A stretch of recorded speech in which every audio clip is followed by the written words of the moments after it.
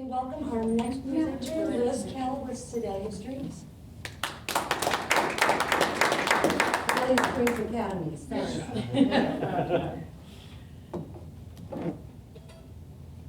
One of my biggest complaints is that everybody says, "Hey Liz, I know you teach, but I've never seen you play." So I'm going to open with that today.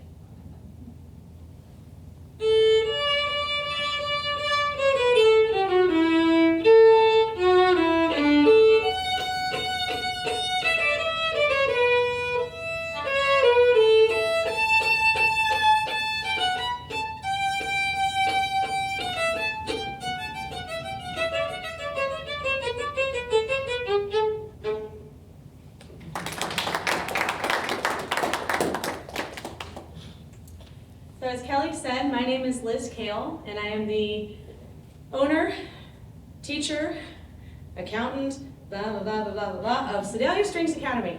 How many of you studied a musical instrument as a kid? You guys are my why. You guys and the people doing it now are why I'm so passionate about what I do. We're located in downtown Sedalia. As you can see, I played my violin for you today. We've specialized in stringed instrument education. So we have violin, viola, cello, and fiddle lessons. And we have a lot of student success in our academy. One of the things that I really get excited about is when my student sets a goal and achieves it. Now I have to brag on my kids. So this year, I had 3 students audition for and make the all-district orchestra for West Central Missouri. 2 of those students took first on their instrument, like top of the line. Of all of the kids who auditioned, they came out number 1.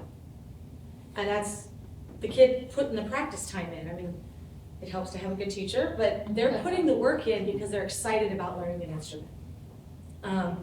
One of the things that I really enjoy is seeing the look on their faces when they achieve that goal. A couple of statistics about our studio right now.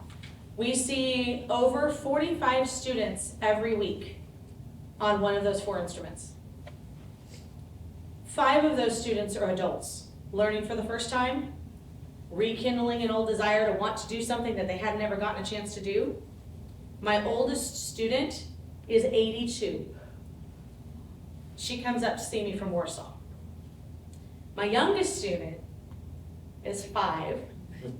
He's a cute little redhead who really wants to play fiddle someday.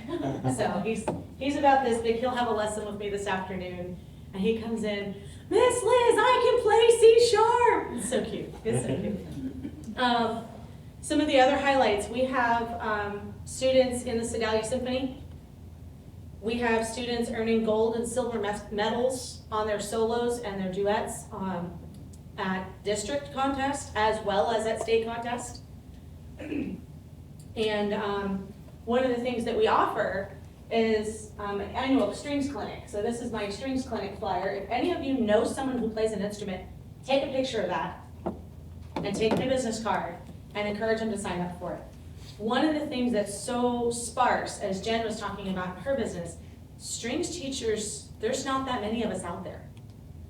I mean, I don't know of any other place since Wilkin Music closed that offers music lessons the way that I do here in the community. I know that if you go to Kansas City or Columbia, you can find places to take lessons. There might be one in Warrensburg, but not as many strings teachers that are qualified. I have a Bachelor of Music Education in strings. That just doesn't exist these days. Like, not that many people choose to pursue that level of education and specialty. One of the things that makes me different as a teacher is that I focus on the goals of the student. When you come in and you say, okay, I'm 27 years old, I've always wanted to play violin, but I don't really know what that means. We talk about that. Okay, do you want to play at your church? Do you want to fiddle? Do you want to just study it for the sake of studying it and just have some fun and do this recreationally? Are you hoping to compete someday in a violin competition? I mean, the possibilities are out there, but you don't know what they are because you haven't really been able to explore that yet. So when you set your goal of, I want to fiddle at the state fair someday, but we start on a track that takes you to that goal. I don't have a one-size-fits-all education method. It doesn't exist. I mean, there's what, 15, 20 people in this room? And if every single one of you signed up for lessons, I would teach 15 to 20 different ways to help you achieve that prominent placement of that C sharp so it's exactly in tune every time you play it. Or that really loose bow hold. Everybody's gonna achieve that same result in a different way because our bodies are all different. So that's one of the things that makes me different as an educator. One of the things I'm very passionate about is music education in the schools. I know that Sedalia Public Schools has a strings program, and what I do, I see as a supplement to that. When my students succeed, the schools succeed. We want to work together and build everybody up so we can all succeed at what we want to do, and we all enjoy that music. Being a business owner does have its challenges, and a couple of those challenges for me, again, to piggyback on what Jen said, I'm a music teacher. I know how to teach music, I know how to explain music theory, I know how to play my instrument, but I don't know how to do accounting stuff, and I don't know how to do social media stuff, and I call it stuff because that's about as much training as I had. I don't even know what word to use. So as a business owner, I've struggled with managing the finances. I can do it, but the amount of mental effort it takes for me to figure out, okay, I saw 16 students today, that one showed up, that one paid, okay, yeah, they were there, and then the phone rings, and then, hi, you would like to learn about lessons. Okay, now where was I over here? My brain is full. So one of the ways that I overcame that challenge is I found someone who had that skill, and I hired them to do it. I also found that scheduling, when I expanded and have a second teacher working for me now, we're in one office. We share the same 8 by 10 foot room for lessons. So I can't teach when she's there, she can't teach when I'm there. So how do I adjust my scheduling to make that work? So what we did is we set up a Google Calendar that she has access to and that I have access to. We can both change it. We both know what our typical hours are gonna be. And so we can schedule a makeup lesson, go, oh, you know what? She's got a 2-hour break on Wednesday that she never teaches.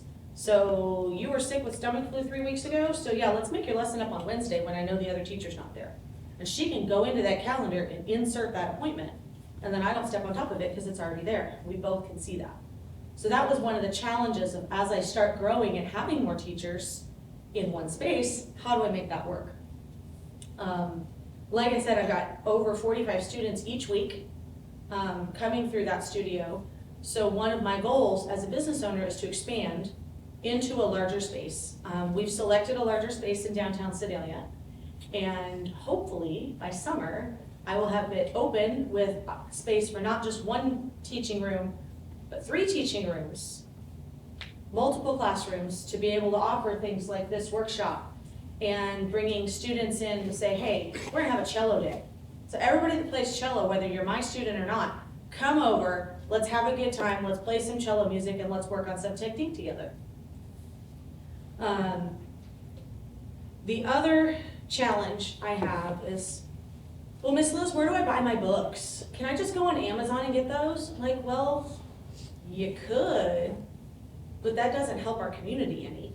So what I've done is I've developed a very solid symbiotic relationship with Backwoods Guitar to handle the retail side of what my students need. They stock rosin, they stock strings, they stock my method books, they sell instruments. So when I have a new student says, I want to start, but I don't know what to get. Well, meet me over at Backwoods Guitar. We'll set you up with all the supplies you need, and then any ongoing maintenance, you can go there, which frees up my schedule and makes my finances easier because I don't do retail, and I don't want to do retail. But those are some struggles I've faced as a business owner, some specific to my industry and some in general. where I found a workaround to fill in the gaps in my own skill set. But one of the fun things about teaching is seeing the kids smile and seeing the kids just light up with fun music that they get to play. So I'm gonna give you the last sampling of that. I have several adults and kids who want to become fiddlers, either because they've seen me perform at the state fair or because that's cultural music that they just enjoy. So I'm gonna finish with a little fiddle excerpt for you.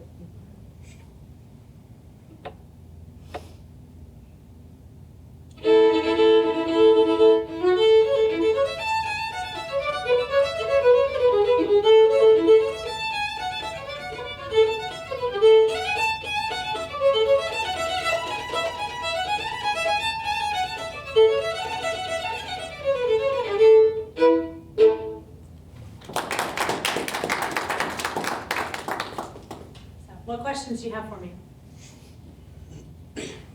Yes? I know you said that you mentioned, like working with the public schools. Do you physically go in there, or like how, like what's that look like when you say that you, like partner with the public school, like music education? So at this, I would love to go in and do clinics. That invitation has not been issued to me yet because that's more on their shoulders than on mine. But this clinic I talked about, I got a hold of the public school music directors. There's a strings program in Sedalia, there's a strings program in Marshall, which are both close to the area. So I've contacted both directors to make them aware of the clinic and let them know that I would accept their students at the clinic and then offered any expertise I could. February and March is contest season, so a lot of the students are preparing solos and ensembles for contest, where they'll take it and they'll play for a judge and get feedback on their playing technique. So this is kind of like a pre-contest for those students, but it also serves as a contest opportunity for students who can't go to contest, whether they're too young, whether they're homeschooled and there just is no opportunity for them, or other reasons. So those public school teachers I collaborate with mostly as inviting them to participate in what I'm doing and then establishing that relationship so one day maybe I could go to them as well. Mm-hmm. Yes? Can you talk about the popularity or the market for strings instruments and kind of how that is here in the area and kind of what you've seen and if it's changed over time too? What has changed over time in the popularity? All right, so it is February of 2024. When I opened the academy, I had 11 students. We now see over 45 a week in about 13, 14 months time. So it's exploding. I think the more people find out about it, the more desire there's going to be to do that. One of the issues that I've seen in schools is that you'll get one teacher for a lot of instruments, which is really good when you're working with an ensemble, but it doesn't really help Susie that plays the flute to be a better flutist. She's a better band player. She can participate in her ensemble, but without flute lessons, she struggles to become better at those individual techniques because the band director is a trombonist, not a flutist. So when you have the collaboration between private teachers and ensemble teachers, you allow the kids the opportunity to develop their technique, therefore making the ensemble better, but also filling that gap in what does the public school teacher lack? Because everyone who teaches has their primary instrument. I know a number of band directors who are faced with teaching strings and they've never touched a violin. Well, and I think what's cool about your market here is that you mentioned the kind of like the second chance players, the people who never got around to doing it earlier. Yes. I think that's really interesting and to lean into that aspect too of kind of destigmatizing that aspect for a lot of people, making it more accessible to them. So that's really cool. Right, and I mean, the majority of calls I get are from parents about their kids. So one phone call that I got last October, she said, "Hi, I'd like to inquire about violin lessons." I said, "Great, can you tell me the age," thinking it's a kid, "can you tell me the age of the prospective student?" And she's like, 28. And I'm like, cool, let's do this. You know, and she was like, didn't really know that you needed to know that. I said, well, to be honest, ma'am, most of my calls are about kids. I love it when I see adults that want to pick something up for the first time and develop a talent. Yes? I asked Jen this as well, but what are your main ways of marketing yourself? Because you said you don't know much about social media, or you don't really like using social media. Mhm. So outside of social media, what are ways that you market yourself? Outside of social media, I've got a stack of business cards on the table. I send flyers like these to the schools because it has my information on there. So if a public school student goes to the clinic and they're like, I want to do this more, then they're most likely to reach out to me than to someone else about finding a teacher for private lessons. Yeah. To be perfectly honest though, word of mouth has been my biggest supporter.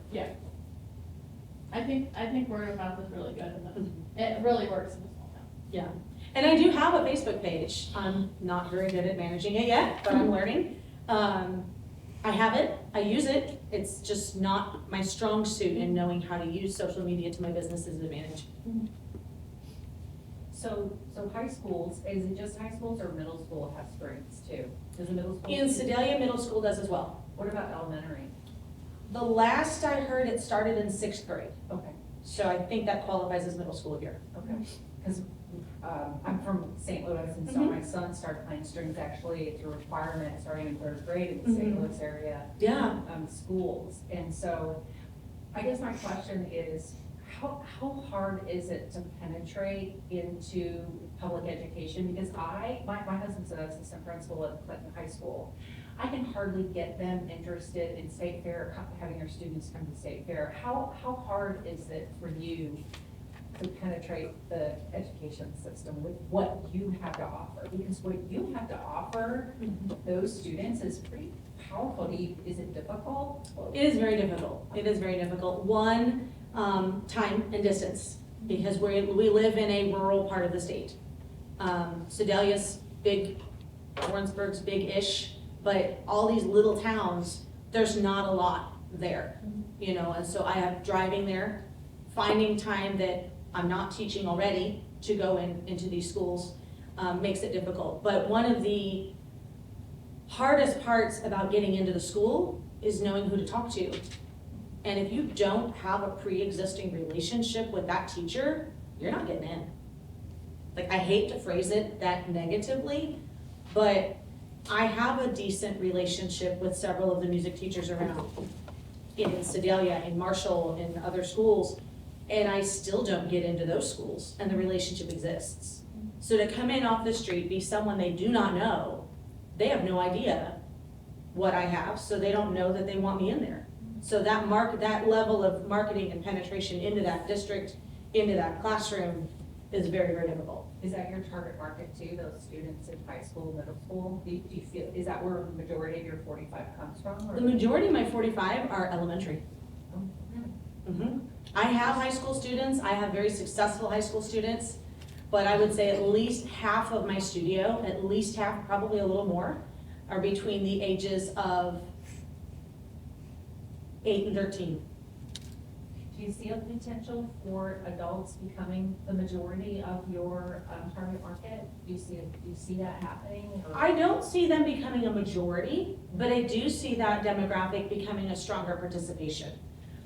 Several of my adults are like, hey, recitals sound really cool, but I don't really want to go play next to a 5-year-old. Like, I get it. So we've talked about when I expand into my new space, having like a jam session for all of the adult beginners to come and play for each other, kind of like a wine and cheese setting instead of a formal recital setting. But it still gives them the chance to play for each other and for their families. That's really neat. Yes? Do the Sedalia, Marshall, and Warrensburg pretty much your only ones that offer orchestra in the middle school and high schools? I would think the other surrounding areas are just band. There'd be an opportunity for those that don't have that choice. Mm-hmm. Marshall and Sedalia are the only schools with strings programs of any kind. Mm-hmm. So not even Warrensburg has strings. The college does, and there's a couple of private teachers in that area, but there is no string program in the public schools in Warrensburg. So yeah, there's a lot of potential for strings programs. I know even some of the private schools around here have only band or only choir even. Some of them don't even have a band program. What is it out there that you're a middle school or high schooler, they have band, but what is it that they see out there that aspires them to lean toward a stringed instrument? One, they want to try something new. Two, it's not a sport. You don't have to make the team.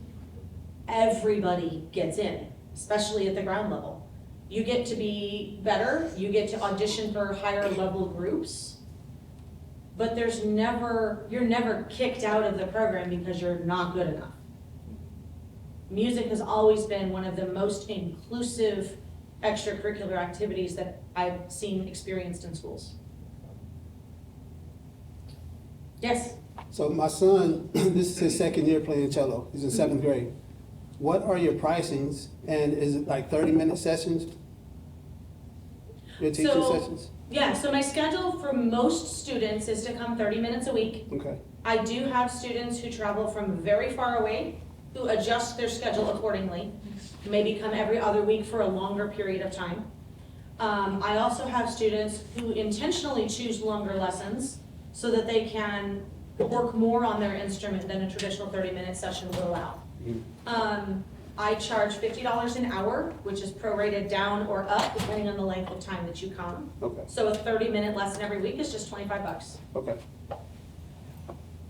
Yes? So I want to go back, sorry. No, you're good, you're good. I want to go back to, elementary, middle school students, because like I said, it's a requirement in the St. Louis school district. I know why, so I kind of want you to talk about, why would a school district make every single student play the violin? Most of them can play the violin, my son did the violin. And could that be a strategic marketing focus for you? So why would the St. Louis School District require all their students starting in third grade to play a string instrument? I'd have to do some research on that. I'm gonna be honest, I don't have an answer right now. I have seen a lot of successful string students come out of the St. Louis area. They frequently dominate the all-state groups in the state. That's probably why. Yeah, that's probably why. But it has to do with learning, learning of music and the theory of music and an instrument, right? Gets your brain working in a different way. It does, it does. And I so badly wanted to play an instrument and never did in school, and so I was really excited when my son, he went on to play the trumpet and things like that. But I wonder if, because when we said, how do you market yourself? And that's the thing, is you have to tell someone, why is it that what I provide important, right? And I'm wondering if that could be your focus, is to start communicating why these students in middle school and high school already playing strings should use you as to reinforce what they play. I wonder if that possibly could be it. I have a lot of students in the public schools who are either too advanced for their group or not keeping up with their group, who will come to me for those reasons. I want to be better, I don't want to be last year anymore. Or I'm really bored because I'm better than what the classes are teaching. So I get it from both sides. I do get those middle of the ground kids who are like, I like this and I want to do it more. But a lot of times those children don't know why they want to do more yet. They just know that they like it and they want to keep going. And what more can they really get from the classes that they take? Right, and I mean, honestly, if you've got a class full of 50 math students, for example, and you've got 3 of them who just aren't keeping up, well, as a teacher, you pull those 3 aside and you help them get better at that skill.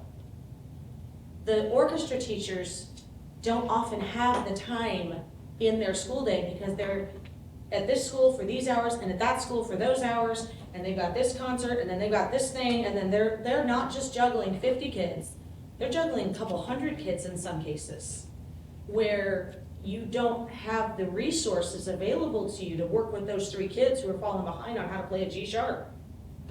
So that's where I come in, is I can fill that gap. Could be your, you know, could be your focus for your market. That's a good point. Any other questions? Done? What can we as a community do for you?